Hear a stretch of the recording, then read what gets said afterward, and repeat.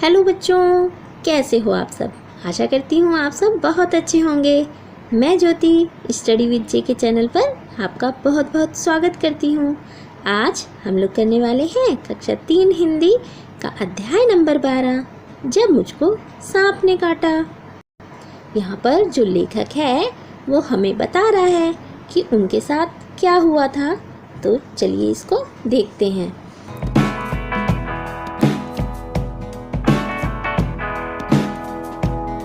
एक दिन मैंने अपने अहाते में एक छोटा सा सांप रेंगते देखा।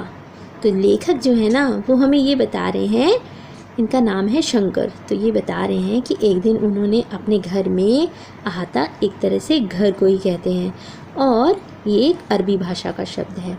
तो उन्होंने जो था अपने घर में एक छोटा सा सांप रेंगते हुए देखा। वह धीरे धीरे रेंग रहा था, स्लोली स्लोली। मुझको देखते ही वह भागा और वहीं पर पड़े हुए नारियल के एक खोल में घुसकर छिप गया। तो लेखक कह रहे हैं कि उन्होंने जो सांप था उसने जैसे ही लेखक को देखा, उस लड़के को देखा, तो वह वहाँ पर जो नारियल का खोल पड़ा हुआ था ना उसमें छुप गया। मैंने पत्थर का एक टुकड़ा उठाया और उससे नारियल के खोल का मुंह बंद कर दिया। उसे लेकर मैं अपने नानी के पास दौड़ आया। तो लेखक कह रहे हैं कि उन्होंने क्या किया कि जो नारियल का खोल था, जब उसने वो सांप जो था वो नारियल के खोल में घुस गया तो उन्होंने वहाँ से क्या किया, एक पत्थर का छोटा सा टुकड़ा उठाया और नारियल का जो मुंह था, खोल था, उसका जो मुंह था ना उसको बंद कर दिया और तुरंत उसको लेकर के उसको पकड़ा और सीधा नानी के घर पर उनके पास दौड़कर चले गए। अब बच्चों आप ये बताओ कि वो कितने नादान थे ना, कि उन्हें पता ही नहीं था कि सांप अगर गलती से भी वो पत्थर हट जाता तो उनको काट लेता। तो बिल्कुल नादानी की उन्होंने, क्योंकि जो चीज़ें खतरनाक होती हैं ना तो उनसे हमको कभी भी छेड़खानी नहीं करनी चाहिए। तो लेखक कह रहे हैं, मैंने कहा नानी देखो मैंने सांप पकड़ा है। नानी चीख उठी, सांप? तो लेखक कह रहे हैं जब मैंने अपनी नानी को बताया कि मैंने सांप पकड़ा है तो नानी बहुत तेज चिल्लाई कि सांप। वह इतना घबरा गई कि लगी जोर जोर से चीखने पुकारने, जोर जोर से चिल्लाने लगी। नाना ने सुना तो अंदर दौड़े आए। जब उन्हें पता चला कि नारियल के खोल के अंदर सांप है तो उन्होंने मेरे हाथ से उसे छीनकर दूर फेंक दिया। नन्हा सांप बाहर निकल गया और रेंगता हुआ पास की झाड़ी में गायब हो गया। क्योंकि आपने देखा होगा ना, सांप जो होते हैं रेंग कर चलते हैं। तो नाना ने जैसे ही सुना कि उस नारियल के खोल के अंदर सांप है तो उन्होंने उसको लेखक के हाथ से छीन लिया और उसको दूर फेंक दिया। और जैसे ही फेंका तो उसमें ऊपर वो लगाया था ना पत्थर, वो हट गया और सांप बाहर निकल गया और रेंग करके जो पास में झाड़ियाँ थी उसमें गायब हो गया, छिप गया। नाना ने मुझसे कहा, खबरदार फिर कभी सांप के पास मत जाना, सांप बहुत खतरनाक होता है। तो नाना ने लेखक को समझाया कि सांप के पास बिल्कुल मत जाना, क्योंकि सांप बहुत खतरनाक होता है, उसमें ना पॉइजन होता है, जहर होता है। उसी दिन शाम को मैं एक बर को पकड़ने की कोशिश कर रहा था कि उसने काट खाया। तो शाम को, क्योंकि जो लेखक थे ना नादान भी थे, साथ ही साथ थोड़े से शरारती किस्म के भी थे, तो उन्होंने क्या किया ना, एक बर को पकड़ने की कोशिश की। तो जैसे ही उसको कोशिश की, जैसे बिच्छू, बर या ततैया वगैरह ये क्या करते हैं, काट लेते हैं ना, मधुमक्खी भी।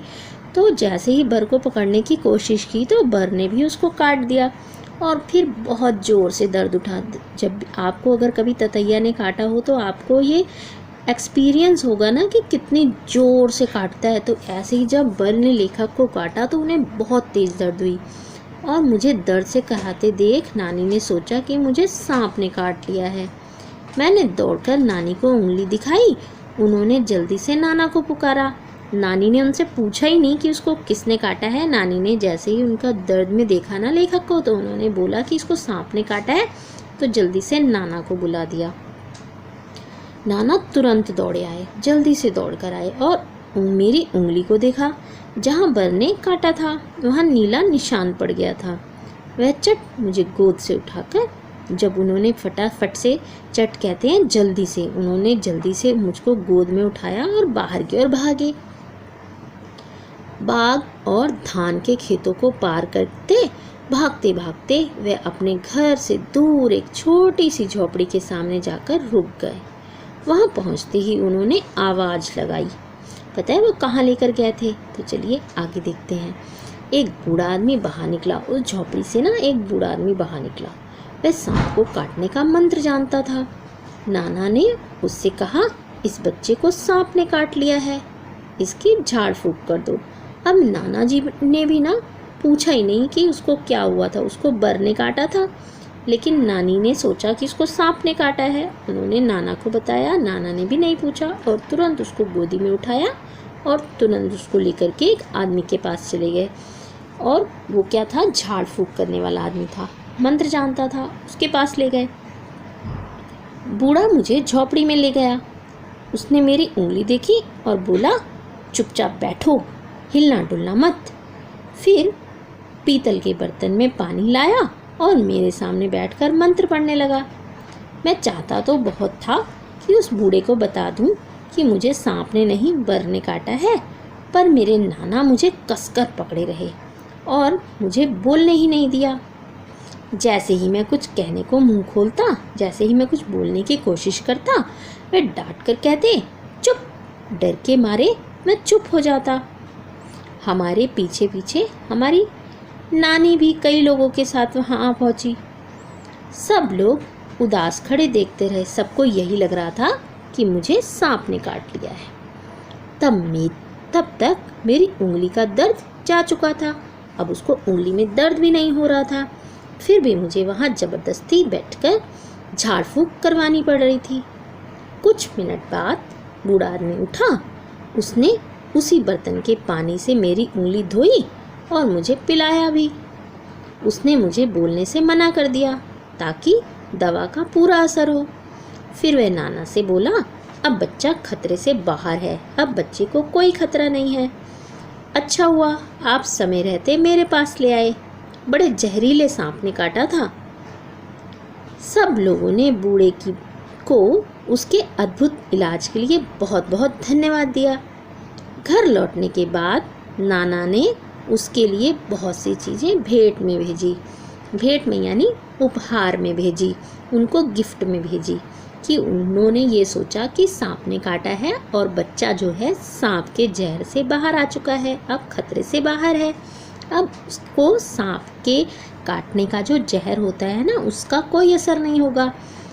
और ये उनकी बहुत बड़ी गलती थी कि उन्होंने उससे पूछा ही नहीं कि उसको क्या हुआ है।